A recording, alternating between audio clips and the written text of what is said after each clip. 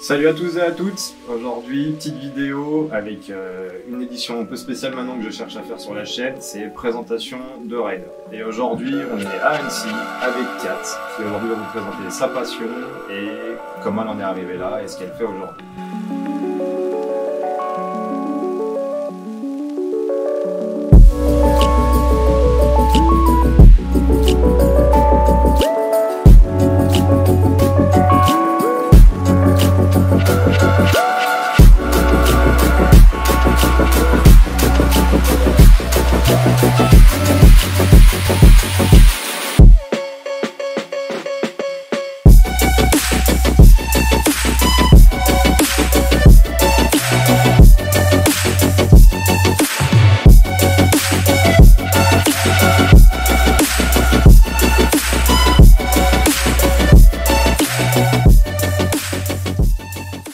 Je te laisse te présenter du coup rapidement, juste voilà, quel âge t'as et puis depuis combien de temps tu fais du wake.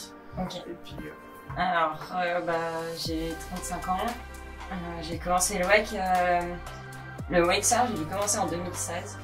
Et ça fait ma 4e saison en compétition. Ah ouais, donc ça fait pas si longtemps que ça. Non. Donc t'as chopé ouais, un bon gros niveau quand même en peu de temps. Bah en fait, je me suis entraînée, je faisais plus ça. À fond. Ouais. J'ai dû commencer en 2018 les compètes. D'accord. En fait, en France, on n'a pas de fédé, on n'a pas de circuit national, du coup, on est obligé de commencer direct sur le circuit international. D'accord. Au bout de la 2e année, je me suis retrouvée qualifiée pour les championnats du monde. Une grosse pression là. Ouais, c'était un peu dingue et du coup, ça m'a grave bien motivée pour continuer. Est-ce que tu as un entraînement après particulier au niveau préparation physique pour le wake surf ou... Alors, je fais un peu de prépa classique pour tout ce qui est gainage, les cuisses, etc. D'accord. Je fais pas mal de kiné aussi parce que je me suis blessée l'année dernière. Ouais, c'est ce que j'ai vu tout à l'heure, tu as des straps du coup. Ouais, je me suis fait une petite déchirure, du coup j'ai fait pas mal de renfo et on a mis en place un peu des exos que je continue maintenant. D'accord. Et sinon en fait je fais plus pas mal de carveur, du pump track, des choses comme ça, plus pour m'entraîner en dehors de l'eau. Ouais, parce que tu t'es mis au skate aussi à côté. Ouais, je fais du skate et du carveur. D'accord. Et après, ouais, du coup, alors au niveau blessure en wake surf, parce que ça paraît simple comme ça, on est sur le bateau, il y a une vague derrière, c'est pas non plus des vagues de 2 mètres comme en surf, donc on se dit ouais, c'est pas ultra violent pour l'organisme, mais en fait, si, il y a un moment... Ouais, en fait, quand tu rides tranquille, ça va. Après, l'année dernière, du coup, je me suis fait une déchirure. Ouais. Je pense que j'avais trop tiré dessus et en fait, je faisais des sessions un peu trop longues et du coup, on ne voit pas. Enfin, voilà, ouais. Quand on reste 1 heure dans l'eau, et du coup, à la fin, ça a craqué. Et sinon, en fait, souvent, ce qui arrive, moi, surtout en surf, c'est qu'on se prend les ailerons, en fait. D'accord.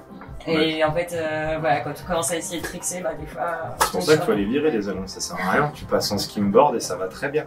Ouais. C'est Austin, je sais pas si tu connais Austin King. En ski, ils mettent pas d'ailerons, il y en a plein qui enlèvent les ailerons, mais nous, surf, le principe, c'est pas les ailerons. Mais en compète, tu pourrais enlever les ailerons, t'aurais le droit ou non, la norme veut que t'aies tes ailerons? Non, en surf, t'es obligé d'avoir des ailerons.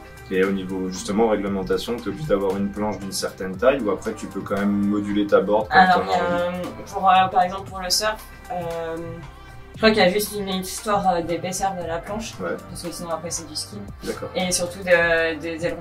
D'accord. Il faut que les ailerons aient une taille minimum et qu'on ait au moins 2 ailerons à l'arrière, sinon... Ah, tu peux pas en mettre un seul? Non, sinon c'est du ski en fait. D'accord. Ah ouais, donc il y a pas mal de normes en gros à respecter. Après, non, on est sur la construction de la planche. Oui, ça, après tu fais ce que tu veux. Ouais. Donc ça c'est déjà... La taille de la planche aussi, on fait ce qu'on veut.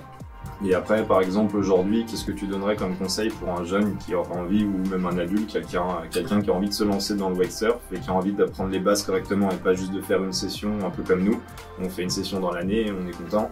Mais si vraiment tu as envie de potasser et d'aller jusqu'à la compétition, quel conseil toi tu donnerais des erreurs que tu as faites par exemple, où tu as perdu du temps dans ton entraînement? En fait, faut vraiment consolider les bases. Ouais.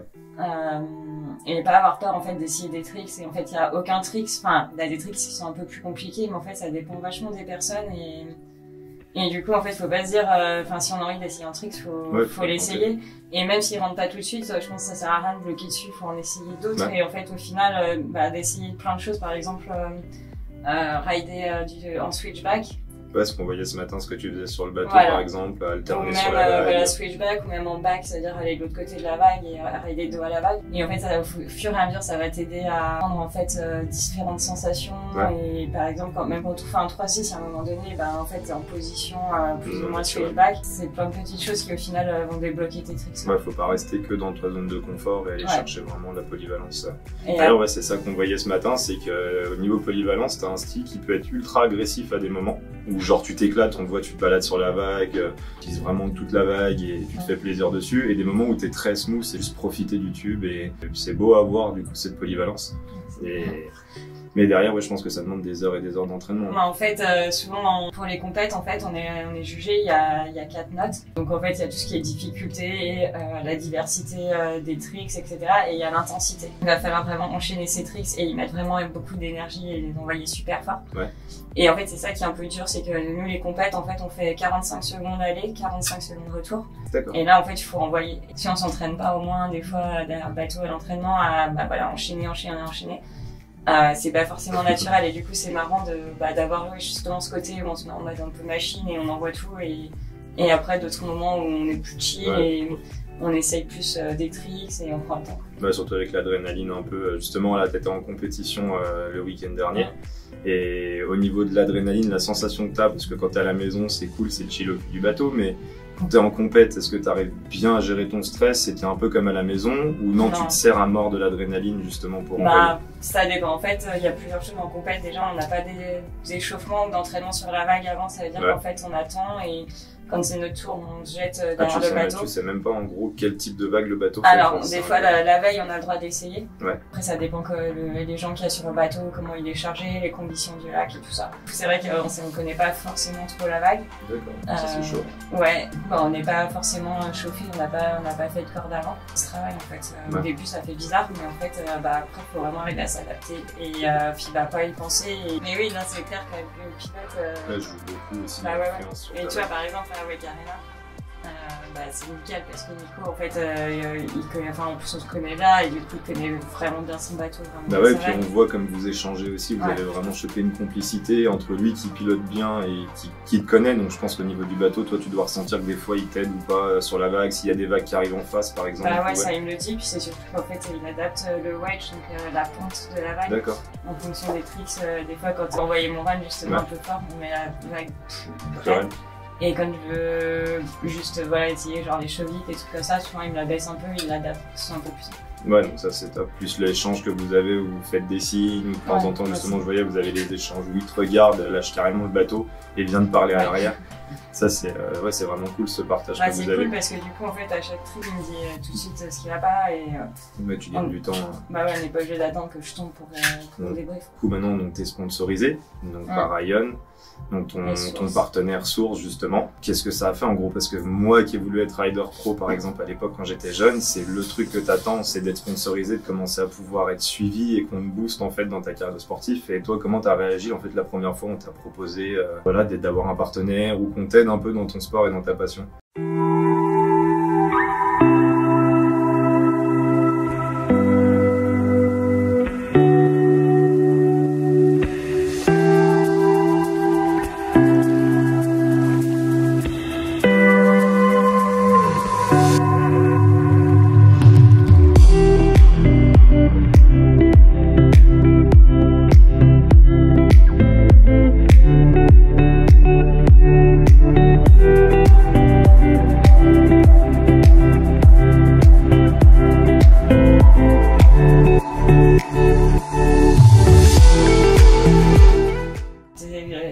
ce que tu as dit en fait. C'est quand Ben et Lauriane de Source, quand ils m'ont proposé ça, déjà j'étais super contente pour avoir voilà, déjà le matos, j'étais super combi, j'ai la nouvelle collègue chaque année. Donc ça c'est trop cool. Et Lauriane elle a fait pas mal de compètes aussi en wakeboard. D'accord. Ben pareil, il gère trop bien même pour tout ce qui est les boards. Quand je pars par exemple, quand je suis partie aux US, ils m'ont aidé à gérer pour tout paquer mon sac et tout. Ça t'aide vachement, ça te limite vachement de stress en fait pour te concentrer à fond sur ouais, c'est ça. Puis dès que j'ai une question ou quoi, ils me trouvent toujours les solutions. Donc ça c'est cool d'être supporté comme ça. Et puis en plus du coup j'ai un shepherd à Annecy qui me fait mes planches. D'accord, donc lui comment il s'appelle? C'est Flo Chap, c'est Edgar. D'accord. Sinon il y a Nico du coup, pareil quand je casse mes planches parce que c'est un peu casse pas de planches. Et voilà, il les répare le soir et il les ramène le lendemain. Du coup non c'est cool. Ça c'est top. D'avoir des partenaires en fait c'est bien, ça aide vachement parce que tout ça tu peux rien faire.